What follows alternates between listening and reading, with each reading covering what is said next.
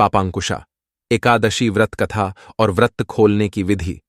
युधिष्ठिर ने पूछा, हे मधुसूदन, अब आप कृपा करके यह बताइए कि आश्विन के शुक्ल पक्ष में किस नाम की एकादशी होती है और उसका माहात्म्य क्या है।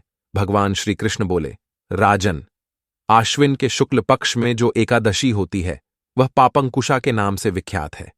वह सब पापों को हरने वाली, स्वर्ग और मोक्ष प्रदान करने वाली, शरीर को निरोग बनाने वाली तथा सुंदर स्त्री, धन तथा मित्र देने वाली है। यदि अन्य कार्य के प्रसंग से भी मनुष्य इस एकमात्र एकादशी को उपास कर ले तो उसे कभी यम यातना नहीं प्राप्त होती।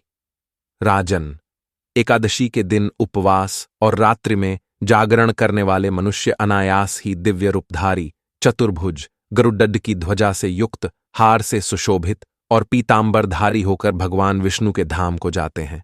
राजेंद्र, ऐसे पुरुष मातृपक्ष की 10, पितृपक्ष की 10 तथा पत्नी के पक्ष की भी 10 पीढ़ियों का उद्धार कर देते हैं। उस दिन संपूर्ण मनोरथ की प्राप्ति के लिए मुझ वासुदेव का पूजन करना चाहिए। जितेंद्रिय मुनि चिरकाल तक कठोर तपस्या करके जिस फल को प्राप्त करता है वह फल उस दिन भगवान गरुड़ ध्वज को प्रणाम करने से ही मिल जाता है। जो पुरुष सुवर्ण, तिल, भूमि, गौ, अन्न, जल, जूते और छाते का दान करता है वह कभी यमराज को नहीं देखता।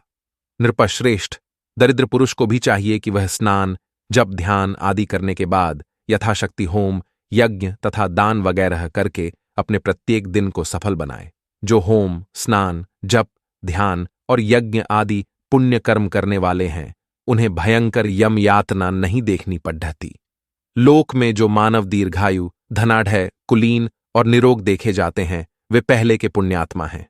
पुण्यकर्ता पुरुष ऐसे ही देखे जाते हैं।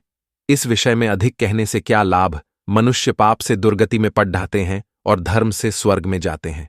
राजन, तुमने मुझसे जो कुछ पूछा था उसके अनुसार पापांकुशा एकादशी का महात्म्य मैंने वर्णन किया। अब और क्या सुनना चाहते हो। व्रत खोलने की विधि।